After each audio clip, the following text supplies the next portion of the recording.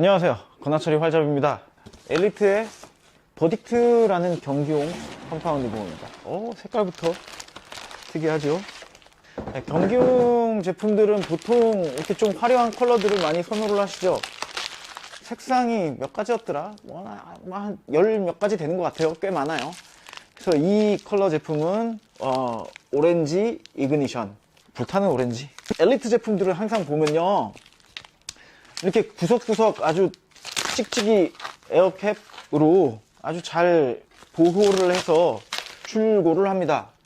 마감의 원래 품질도 괜찮은 편이지만 보존 품질도 괜찮은 편이라, 그 운송간의 보존을 얘기하는 거예요. 제조랑은 좀 다른 얘기가 될 수는 있겠지만 어쨌든 믿음이 가요. 포장 관련돼서는 별로 이렇게 활 리뷰에 들어갈 내용은 아니지만, 어쨌든 뭐 엘리트라는 회사의 분위기라는 거를 좀 대변할 수가 있어서 꼼꼼해요. 꽤 꼼꼼하게 잘 신경 써서 활을 만들어주는 회사 중에 하나입니다. 믿음직스럽게 크죠. 길다란 라이저를 지녔고요. 페레럴에 가까운 그런 림 구조를 가지고 있기 때문에 라이저가 아주 길어요. 매튜의 경기용 제품들을 보면 상당히 좀 라이저가 듬직하게 나오는 경우가 많죠. 반대로 호이트는 라이저는 좀 짧더라도 림이 좀 여유 있는 형태로 만들어지죠. 이렇게 페레럴 제품들은 아주, 페레럴이라는 게 뭐냐면은 림이 이 위에 아래 날개가 평행에 가깝게 만든 제품들을 페레럴 디자인이라고 얘기합니다. 그러려면은 라이저가 아주 길어야 되죠. 예, 이 제품은 페레럴 제품이에요. 그래서 매튜라든지 이런 회사에서, 엘리트도 마찬가지고요, 만드는 제품들 보면은 뭐 해년마다 조금씩 기조가 바뀌긴 하지만 대체로 그래요. 모양을 보면은 황해라는 영화에서 나오는 그 황사장 맞나요? 하여튼 김윤식 배우가 연기했던 그 몽둥이로 쓰던 무슨 동물의 뼈 같이 생겼다, 이런 얘기들 많이 해요. 예, 그래서 호불호가 상당히 많이 갈리는 디자인인데, 이런 패러럴 스타일의 림 구조를 가지고 있다면은 효율성이 좀 극대화 될 수 있는 그런 구조를 가지고 있다. 뭐 진동 감소에 대해서 조금 더 적극적으로 디자인이 개입했다라고 얘기할 수가 있죠. 자, 패러럴로 구조가 된다면은 위아래로 쳐주는 힘이 거의 비슷하게 돼서 활줄이 만들어내는 진동이라든지 화살을 밀어내고 나서의 남은 힘을 위아래가 이제 같은 힘으로, 같은 방향으로 움직여주기 때문에 서로 상쇄가 된다라는 장점이 있어요. 반대로 전통적인 리커브 보호의 모양하고 비슷하죠. 이렇게 휘고 림이 길고, 뭐 그림으로 좀 보여줬으면 좋겠는데, 라이저가 좀 짧은 구조, 이런 구조의 활들을 보면은 쏘고 나서 앞으로 당겨지는 느낌이라든지, 왜냐면은 그 림이 가진 운동이 여기서부터 탁 쳐주고 마는 게 아니고 앞으로 더 밀어줄 수밖에 없거든요. 림이 이렇게 서 있으니까. 해서 앞으로 조금 더 전진하려는 느낌이라든지 이런 부분을 조금 느낄 수가 있죠. 그런 부분을 좀 선호하는 그런 직업군들이 있어요. 엘리트 선수들은 그런 부분을 조금 선호할 수 있습니다. 왜냐하면 리커브로 시작한 분들이 많기 때문에 그런 느낌이 어색하지가 않고 오히려 친숙해요. 근데 헌팅용 활을 먼저 접해보고 경기용으로 갔다거나, 아니면 아예 컴파운드 보호로 시작을 한 엘리트 선수들, 이런 선수들 보면은 진동감이 좀 없는 옵션들을 좀 더 선호하는 것 같아요. 제 개인적인 생각인데 그게 그렇더라고요. 어쨌든 뭐 이거는 여러 부분으로 사견이 갈릴 수가 있는 부분이라서 뭐 취향이에요. 이렇게 패러럴 제품들을 선호하는 분들은 패러럴 제품들을 선택하시길 바라고, 그리고 이렇게 긴 라이저가 좀 부담스럽다. 부담스러울 건 없어요. 사실 라이저는 길면 길수록 좋습니다. 제 주관적인 견해로는요. 훨씬 더 유리한 부분이 많아요. 컴파운드 보호의 구조상. 그래서 이 제품은 라이저가 또 엄청나게 길어요. 37과 몇 인치야 이게? 37.75인치의 축간 거리를 가지고 있습니다. 뭐 40인치 기종들도 나오고 36인치, 뭐 38인치 여러 다양한 기종들이 나오지만, 이 제품이 선택한 축간 거리의 셋업은 뭐 나쁘게 말하면 이도저도 아닌 거고, 좋게 말하면 전천후의 그런 세팅을 추구하고 있습니다.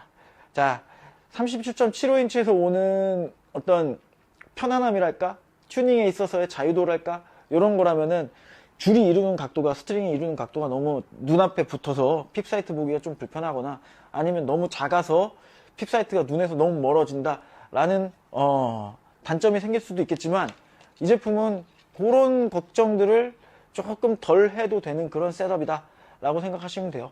그냥 무난하게 키가 완전 크신 분들은 어쩔 수 없이 40인치 기종 선택을 하셔야겠죠. 아니면 키가 아주 작다 그러면 36인치 대 이런 것들 추천을 드리는데, 뭐 키 165 이상이면은 이 제품 쓰는 데는 전혀 무리가 없다 라고 생각을 하고 있습니다. 자, 이 컬러에 대해서 처음에 막 이야기를 뿜기 시작했는데, 이 제품은 무광도 아니고 유광도 아니에요. 이상한 빛의 비침이 있어요. 무광은 확실히 무광인데, 무광 안에 이렇게 좀 다양한 색조가 보이는 부분이 있습니다. 이렇게 엣지 부분을 제가 이제 카메라에 나오는지 모르겠어요. 엣지 부분을 살펴보면은 되게 유광처럼 밝아 보여요. 밝고 요 그 면이 보이는 부분은 아주 차분하게 내려앉은 컬러감을 보실 수 있는데요. 이 옆으로 이렇게 비스듬히 봤을 때 컬러는 되게 차분한데, 정면으로 이렇게 보잖아요. 되게 화려해요.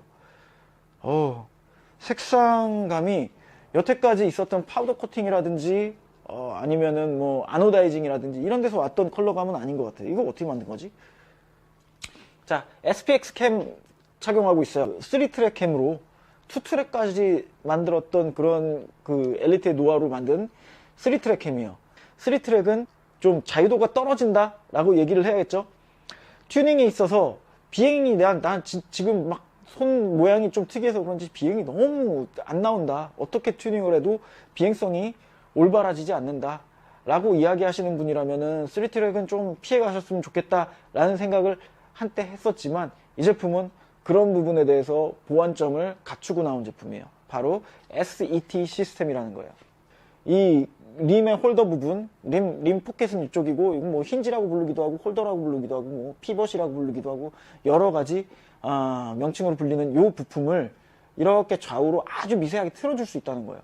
캠이 3트랙 캠 같은 경우는 캠의 정렬을 똑바로 세워내기가 되게 어렵다라는 게 단점이었어요. 아까 말씀드린 난 비행이 어떻게 해도 안 나오더라, 이런 경우에는 이쪽 혹은 이쪽 틈에 있는 얇은 와샤 위치를 바꾼다거나 아니면 두께를 조절해서 캠을 살짝 아주 조금씩 시프팅 해주는 그런 튜닝 방법으로 비행을 잡아낼 수가 있었어요. 그렇지만 그건 되게 까다롭죠. 한 발 쏘고 비행 안 잡혔어 그러면 이 안에 다시 뜯어가지고 다시 옮겨주고 난리를 쳐야 됩니다. 난리를 쳐야 돼요. 그래도 안 되면 막 림 양쪽을 바꿔보고 위아래를 바꿔보고 막 생쇼를 해야 돼요.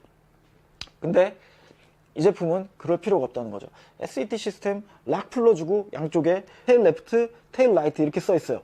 만약에 꼬리가 화살이 똑바로 나르지 못하고 화살이 꼬리가 왼쪽으로 이렇게 가더라, 그럼 얘 풀러주고요, 테일 레프트 쪽으로 살짝 돌려주면 돼. 이 볼트 렌치 넣어가지고 살짝 돌려주고, 이쪽도 똑같이 밑에도 똑같이 조정만 해주면은 비행이 기가 막히게 나오더라.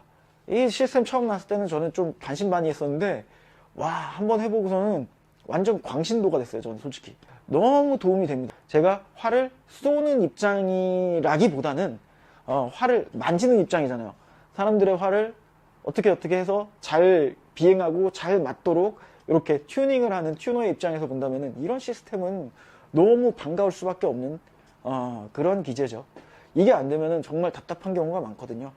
어쨌든 아주 손쉽게, 튜너 입장에서 아주 손쉽게 비행을 맞출 수 있다 라는 거는 정말 대체할 수 없는 그런 장점이라고 보여집니다. 또 한 가지 장점을 본다면은 타겟 슈팅을 하는 선수들 입장에서 자세만큼 중요한 요소는 없겠죠. 활 쏠 때 선수들은 자세가 아주 중요합니다. 자세가 잘 나오려면 어떻게 해야 되느냐, 이 활을 내 몸에 꼭 맞춰야 돼요. 완전히 딱 떨어지게 맞춰주는 게 베스트죠. 드로우랭스를 어떻게 하면 이 활을 내 몸에, 내 팔 길이에, 내 자세에 딱 맞게 맞춰낼 수 있느냐 라는 거죠.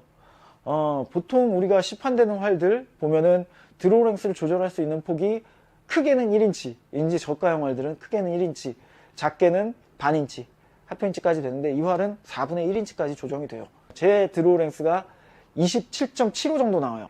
0.5인치 단위의 조절폭을 가지고 있는 활을 한다면은 선택을 해야 되는 거예요. 27.5인치를 하든지 아니면 28인치를 하든지 선택을 해서 가져가되 케이블 길이를 조금 짧게 가져간다거나 스트링 길이를 짧게 가져간다거나 아니면 그 반대로 한다거나 하면 0.25인치는 늘렸다 줄였다 할 수 있어요. 그렇지만 아주 좀 세밀하게 좀 손이 많이 가는 세팅을 해줘야 그렇게 할 수 있다는 거예요. 선수들은 아마 그렇게 쓸 거예요. 자기 자세에서 0.25인치, 0.1인치가 부족해 뭐 이런 경우가 있다면은 살살살살 케이블과 스트링을 튜닝해서 잡아낼 수는 있습니다. 이 활처럼 쉽지 않게 아주 어렵게요. 이 활은 아주 쉬워요. 4분의 1인치의 드로우 랭스 조정폭을 가지고 있기 때문인데요.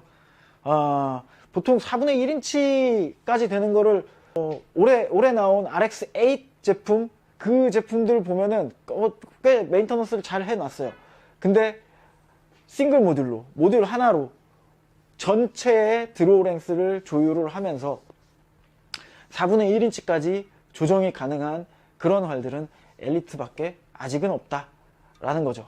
렛오프 모듈이 되게 좀 길어요. 얘들이 뭔가 다른 튠업을 한다면은 그거는 좀 제가 기술적으로 해야 되는 부분이긴 하지만 거의 렛오프를 한 60% 초반대까지도 끌어내릴 수가 있고 거의 한 90%? 95%까지는 이게 아마 나와 있을걸요. 여기 95%까지라고 나와 있는데 90%까지네요. 예. 90%까지라고 나와 있는데 거의 액추얼 90% 나와주는 활들이 좀 흔치는 않아요. 그래서 렛오프 조정을 아주 정밀하게 그리고 큰 폭으로 할 수 있다라는 것도 하나의 장점이 될 수가 있죠. 이 언급 자체가 너무 많았던 부분이라 뭐 생략하는 부분들도 있어요. 림폭이 넙대대하고 케이지 디자인이 아주 최상급의 강성을 가질 수 있을 정도로 잘 파놨다. 보면은 이런 구멍들 있잖아요. 이런 구멍들 구조적으로 가득 차 있는 것보다 구멍이 있는 게 양쪽 뒤틀림이라든지 변형이라든지 이런 것들을 좀 막아주는 그런 기재가 충분히 될 수가 있죠. 자, 튜닝해서 한번 당겨 볼게요. 지금 세팅은 60파운드에 렛오프 90% 걸려 있고요. 그리고 드로우 랭스는 27.5인치로 계측해 보니까 딱 맞아 떨어지더라고요. 60파운드 조금 더 나온 60.7파운드 이 정도 나오고요. 렛오프 걸리고 난 다음에는 딱 90% 맞춰가지고 거의 몇 파운드였는지 까먹었어요. 7파운드 나왔었나? 90%대 거의 근접하죠. 한번 슈팅 해볼게요. 지금 신문지 쏴서 비행이 아주 기가 막힌 상태를 제가 잡아놨는데요. 별로 손댄 것도 없어요, 사실은.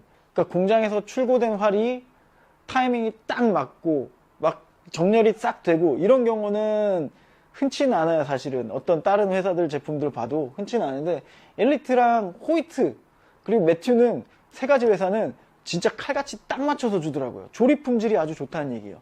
자, 당겨볼게요. 이거는 스무드 모듈이에요. 부드러워요. 부드럽기로는 뭐 더 이상 뭐 불만이 없을 정도인데요. 초반부터 후반까지 힘은 쏘고 얘기할게요. 힘드니까. 근데 힘이 별로 안 들어요. 이거 90% 렛오프를 채용하고 있어가지고 홀드하고 있을 때는 힘이 거의 안 들고 백월도 지금 그냥 림스타 패드를 활용하지 않고 있음에도 불구하고 백월이 되게 좋아요. 모듈 자체가 캠의 외부 쪽에 스토퍼가 붙어 있을 경우에는 이런 경우가 상당히 많았거든요. 여기 중심으로 스토퍼가 붙을수록 좀 백월이 무른 그런 활들을 많이 볼 수 있었어요. 지금도 비행 기가 막히네요. 그리고 화살 종류를 좀 이것저것 바꿔가면서도 쏴봤는데 역시나 트래블이 워낙에 적다 보니까 화살이 종류가 바뀐다, 뭐 강도가 바뀐다, 길이가 바뀐다 이래도 비행성은 어느 정도 확실하게 보장을 해주는 그런 모습을 보였습니다. 지금 슈팅하면서 종이 찢어지는 소리 때문에 슈팅음이 제대로 인풋이 됐는지 모르겠는데 슈팅음만 따진다면 이거는 그냥 거의 헌팅용인데요.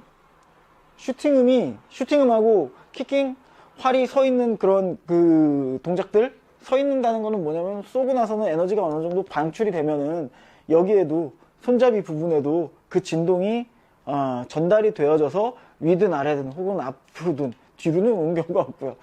어느 방향으로든 백터가 이렇게 움직여 주길 마련인데 지금 스테빌라이저 세팅이 전혀 안 된 상태에서 이 정도로 진동 제어가 된다 라는 거는 거의 뭐 헌팅용에 가까운데요. 원래 경기용은 이런 거 신경 안 쓰고 만들거든요.